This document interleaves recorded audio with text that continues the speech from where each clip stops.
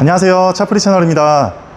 자, 오늘은 폭스바겐의 전기자동차 ID4를 소개해 드릴까 합니다. 해당 차량은 2023년식의 39,000km 1인 신조고 사고도 전혀 없이 완전 무사고 차량입니다.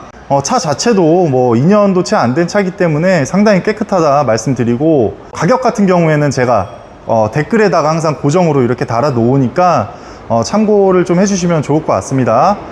폭스바겐 그룹에서 지금 전기자동차 MEB 플랫폼이라고 하는데, 아우디 이트론하고 같이 플랫폼을 공유하고 있는 자동차고, 한국 국토부에서 인증받은 주행거리가 한 400km 정도 돼요. 네, 전기자동차는 주행 환경이나 주행 습관에 따라서 이 연비가, 전비라고 하죠, 많이 달라지기 때문에 대략적으로 완충했을 때 한 400km에서 450km 정도 주행을 할 수 있다, 이렇게 생각을 해주시면 될 것 같은데, 제가 좀 자세하게 외관부터 설명을 드리면서 설명을 이어가도록 하겠습니다. 헤드램프는 뭐 LED 매트릭스 헤드램프 이렇게 들어가 있고, 앞에 전면에 카메라도 달려 있고, 좀 약간 귀엽게 생겼어요. 외관이 토끼같이 좀 귀엽게 생겼고, 사이즈는 지금 아이오닉하고 비슷할 것 같아요. 아이오닉 5랑 크기가 비슷하다고 생각을 하시면 될 것 같고, 휠은 지금 앞뒤 모두 20인치를 사용하고 있습니다.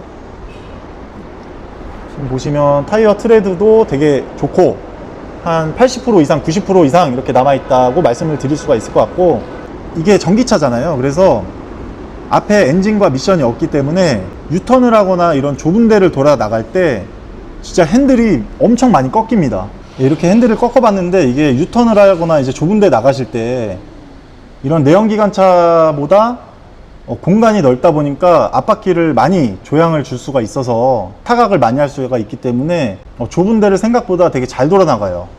그래서 유턴하거나 좁은 데 다니시기 되게 괜찮다, 편하다, 좀 이렇게 말씀을 드릴 수가 있고, 앞에 뭐 구조는 맥퍼슨 스트럿 이렇게 보시면 될 것 같고, 그리고 지금 한국에는 퓨어 모델은 제가 알기로 안 들어온 거로 알고 있어요. 그래서 프로 4륜구동이 들어가 있고 듀얼 모터가 들어가 있는 프로 모델이다, 이렇게 말씀을 드리겠습니다. 그리고 보면은 이게 실제로 보면은 이 사이드 미러가 되게 커요. 그래서 뭐 디자인 면에서는 어떤지 모르겠는데, 어쨌든 시인성은 안에서 보시면 되게 좋다. 뒤에도 마찬가지로 20인치 휠이 들어가 있습니다. 휠도 깨끗하고 타이어도 되게 괜찮아요. 그리고 후면에서 보여드리면 ID4 이렇게 엠블럼이 들어가 있고, 지금 얘가 ID4가 이슈가 두 개가 있더라고요. 찾아보니까 지금 후륜에 지금 디스크 브레이크가 들어가 있는 게 아니고 드럼 브레이크가 들어가 있어요. 드럼이 들어가 있어서 이거에 좀 말이 많은데, 뭐 회생 제동을 위해서 뭐 어쩌고저쩌고 해서 뭐 폭스바겐에서 이걸 넣었다 이렇게 하는데, 경쟁차종이나 지금 전기차가 나오는 차에서 사실 드럼 브레이크를 채택을 하고 있는 차가 없습니다. 이거 제가 봤을 때는 이거는 좀 별로인 것 같아요. 디스크 브레이크가 좋긴 합니다. 이게 왜냐면 과격한 브레이킹을 여러 차례 했을 때 드럼 브레이크는 그냥 락이 걸려 버려요. 물론 이제 일상주행에서 과격하게 뭐 브레이킹을 여러 번 할 일은 많이 없긴 한데, 어쨌든 디스크 브레이크보다 안 좋은 건 사실입니다.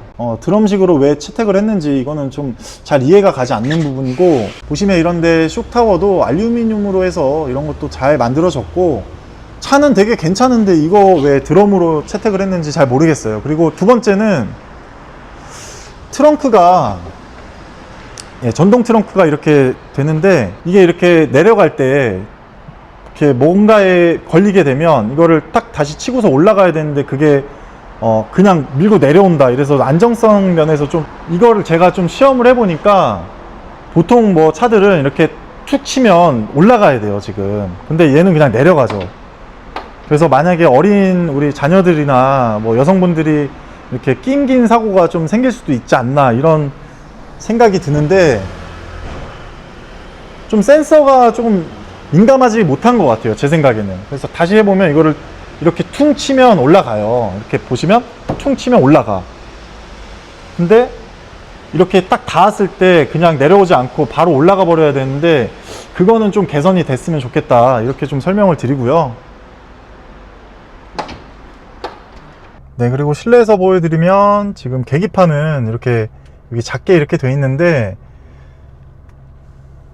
가운데 센터페지아에 이게 12.9인치인가 그래요. 터치 패널이 들어가 있는 디스플레이가 적용이 돼 있고 이런 뭐 주행 중에 뭐 보조 장치들 어시스트를 해주는 장치들이 들어가 있고 뭐 파킹이나 뭐 이런 것들 공조 장치들이 다 여기서 작동이 된다. 그래서 전기 자동차답게 되게 간소하고 뭔가 좀 깔끔합니다. 확실히 이쪽 라인을 보면 콘솔 박스를 보면 미션이나 뭐 기어 노브나 이런 것들이 없기 때문에 되게 밑에 낮게 설계가 잘 돼 있고 여기 이제 핸드폰 같은 거를 무선 충전할 수 있는 패드도 있고 콘솔 박스도 되게 낮게 잘 설계가 돼 있습니다. 그래서 이런 거 되게 좋고 뭐 앰비언트 이런 것도 다 들어가 있어요. 그리고 위에 보시면은 요 파노라마 루프가 돼 있어요. 그래서 썬루프는 아니에요. 그냥 열리는 건 아니고 파노라마 루프로 돼 있어서 유리로 돼 있기 때문에 되게 개방감이 좋습니다. 예, 뒤에 공간도 좀 보여드리면 앞좌석을 제가 키가 184인데 앞좌석을 제 키에 맞춰서 설정을 했는데도 공간이 되게 넓어요. 확실히 예, 주먹 1개 이상 충분히 들어가고 되게 넓습니다. 그리고 아이오닉이나 EV6보다 이 전고가 높기 때문에 머리 공간이 되게 좀 좋다. 그리고 가운데 아까 말씀드렸지만 샤프트나 미션 같은 게 들어오지 않기 때문에 이 되게 평평해요. 평평하고 여기 이제 에어벤트 같은 것도 이렇게 낮게 잘 설계가 돼 있어서 진짜 공간은 되게 넓어요. 엄청 넓습니다. 그래서 4인 가족 혹은 뭐 5인까지 충분히 편하게 타실 수 있는 그런 공간을 갖고 있다. 좀 이렇게 말씀을 드릴 수가 있고 여기 지금 뭐 스키스루 이런 것도 있기 때문에 예, 스키 용품이나 뭐 길다란 짐 같은 거 싣고 이렇게 하시기도 좋게 잘 돼 있고 뒷좌석도 다 폴딩이 돼요. 차박을 하신다거나 이런 것도 편안하게 평평하게 되기 때문에 편안하게 하실 수가 있다. 이렇게 좀 말씀을 드리도록 하겠습니다.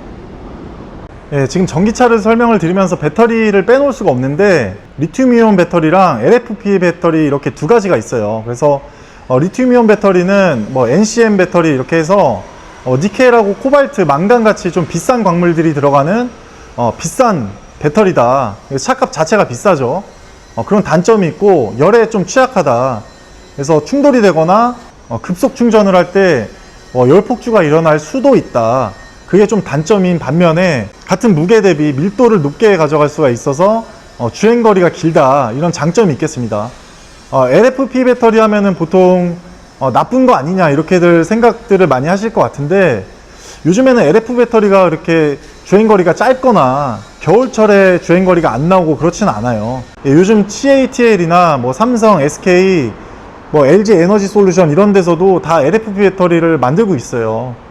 결국에는 NCM 배터리하고 LFP 배터리를 같이 갈 수밖에 없는 그런 구조로 돼 있기 때문에 LFP 배터리가 또 열 안정성도 우수하고 또 수명도 길기 때문에 주행거리가 조금 짧은 거 빼고는 수명도 길고 안정성도 좋아서 이런 장단점이 확실하게 있다. 이렇게 좀 설명을 드릴 수가 있을 것 같습니다. 자, 이제 가끔씩 우리 손님들이 뭐 전기차 어때요? 이러고 물어보시는 경우가 있는데 저는 그렇게 말씀을 드립니다. 전기차를 사면 집이나 회사에서 충전을 할 수 있어야 된다. 그리고 영업을 하시거나 장거리를 주로 타시는 분들은 좀 비추드린다. 이렇게 말씀을 드려요. 왜냐면 장거리를 주로 타게 되면 이제 충전소를 찾는 것도 힘들고 충전소를 찾아서 갔을 때 뭐 줄 서 있는 경우도 많기 때문에 또 줄 서서 기다리는 것도 기다렸다가 또 충전을 30분, 1시간 이렇게 하는 것도 되게 그 스트레스가 많거든요. 그래서 장거리를 많이 타신다 하시면 전기차는 아직은 조금 시기상주지 않나 이렇게 생각을 합니다.